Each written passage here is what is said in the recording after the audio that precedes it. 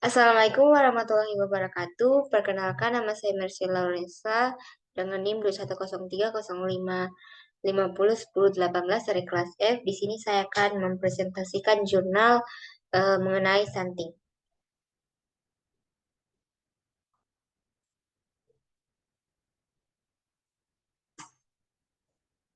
Topik outline di presentasi saya hari ini, yang pertama identitas jurnal, yang kedua pendahuluan, yang ketiga metode penelitian, yang keempat hasil, yang kelima pembahasan, yang keenam kesimpulan, dan yang terakhir saran. Selanjutnya yaitu identitas jurnal. Yang pertama judulnya itu adalah faktor-faktor yang berhubungan dengan kejadian stunting pada balita.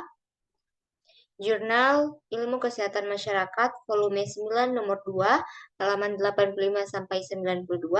Penulisnya Asweros Umbuzogara dan Maria Goretti Pantaleon tahun 2020 dengan tujuan penelitian untuk menganalisis hubungan antara faktor orang tua dan kejadian stunting pada balita di Desa Kairane dan Desa Fatu Kanutu. Selanjutnya yaitu pendahuluan.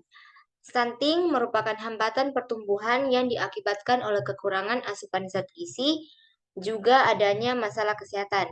Anak stunting saat dewasa itu akan berisiko menghasilkan sumber daya manusia yang kurang berkualitas.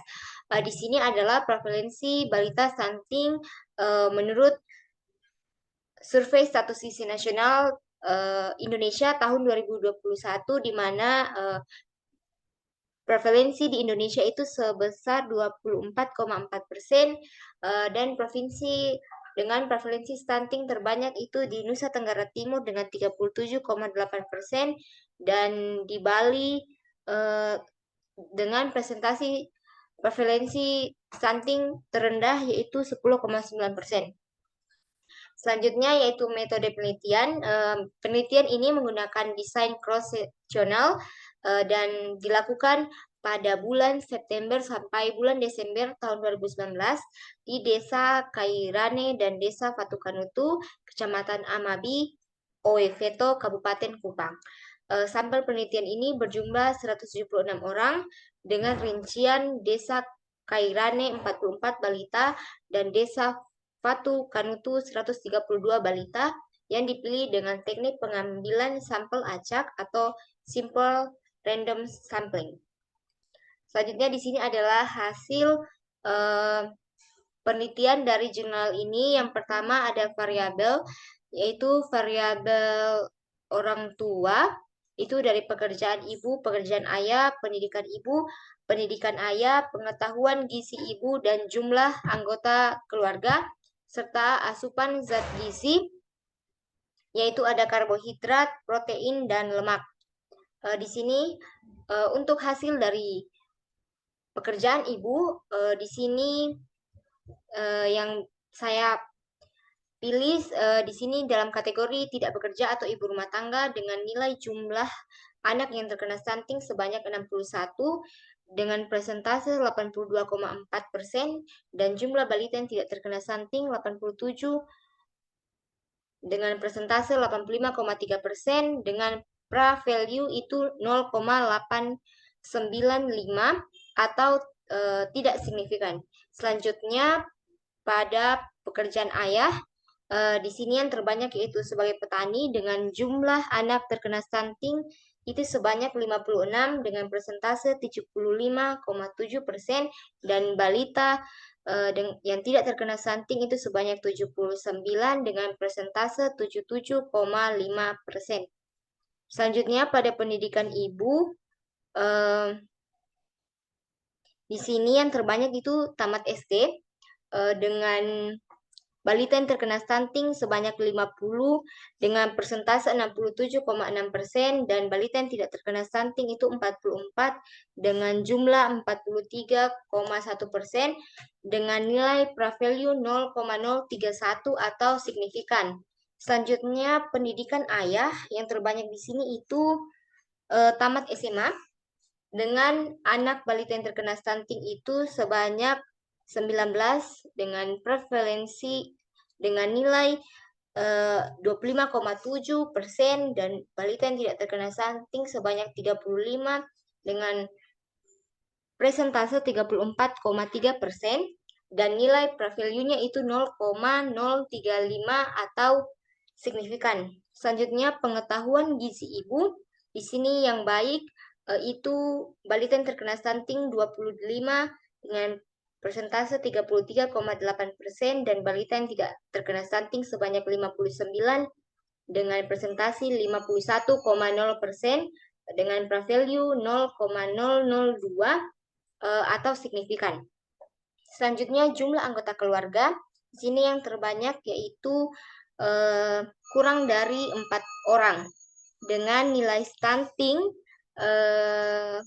balita yang terkena stunting itu sebanyak 30 orang dan prevalensinya 40,5% dan balita yang tidak terkena stunting sebanyak 62 balita dengan 60,8% dengan nilai pra-value itu 0,008 atau signifikan. Selanjutnya pada asupan zat gizi karbohidrat di sini yang baik dengan jumlah balita yang terkena stunting itu sebanyak 40 orang dengan persentase 54,1% dan balita yang tidak terkena stunting sebanyak 52 orang dengan persentase 51,0% dengan nilai pre-value 0,687 atau tidak signifikan. Selanjutnya pada asupan zat gizi protein di sini yang baik pada balita yang terkena stunting sebanyak 32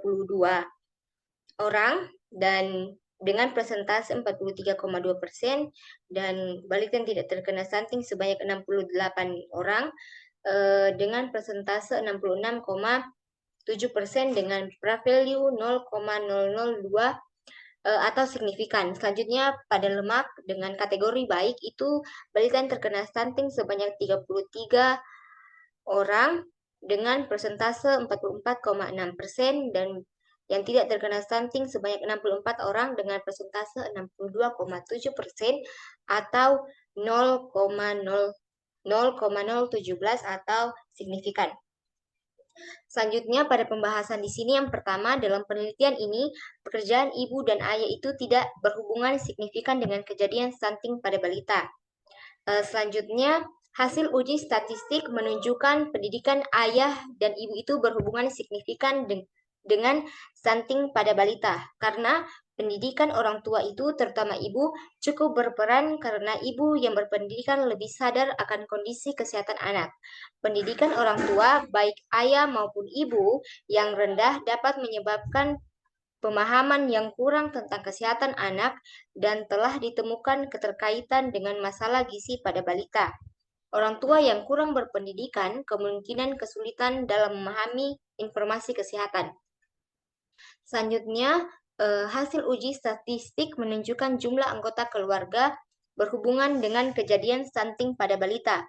Hal ini dapat disebabkan karena berkurangnya persediaan makan dan adanya kompetisi untuk mendapatkan makanan. Selanjutnya, pada pembahasan ini, hasil uji statistik menunjukkan bahwa pengetahuan gizi ibu berhubungan dengan kejadian stunting pada balita. Ini karena jika rendah pengetahuan orang tua mengenai pengetahuan gizi, itu dapat mengakibatkan rendahnya asupan zat gizi yang akan terpenuhi untuk balita tersebut. Selanjutnya, di sini pembahasan berikutnya yaitu hasil penelitian menunjukkan asupan protein dan lemak berhubungan signifikan dengan kejadian stunting pada balita. Asupan protein menyediakan asam amino yang diperlukan tubuh untuk membangun matriks tulang dan mempengaruhi pertumbuhan tulang karena protein itu berfungsi untuk memodifikasi sekresi sehingga asupan protein itu dapat memodulasi potensi genetik dari pencapaian peak bone mass. Selanjutnya, lemak juga ini mempunyai hubungan yang signifikan pada kejadian stunting pada balita karena simpanan energi dapat berasal dari konsumsi lemak dan lemak ini sebagai alat pengangkut dan pelarut vitamin larut lemak dalam tubuh di mana fungsi-fungsi tersebut sangat mempengaruhi pertumbuhan balita. Selanjutnya, yang terakhir bahwa pada penelitian ini asupan karbohidrat tidak berhubungan signifikan dengan stunting pada balita, dikarenakan fungsi utama karbohidrat itu adalah penghasil energi dan tidak berkaitan dengan pembentukan tulang dan jaringan baru. Selanjutnya adalah kesimpulan dari jurnal yang saya presentasikan hari ini, yaitu hasil penelitian menunjukkan pendidikan ayah dan ibu, jumlah anggota keluarga, dan pengetahuan gizi ibu, serta asupan protein dan lemak berhubungan signifikan dengan kejadian stunting pada balita. Sedangkan pekerjaan ayah dan ibu serta asupan karbohidrat itu tidak berhubungan.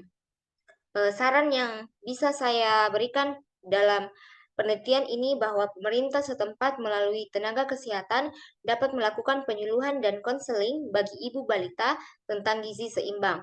Selain itu, ibu-ibu juga dapat diajarkan pengolahan pangan lokal yang murah dan mudah didapatkan serta bernilai gizi tinggi.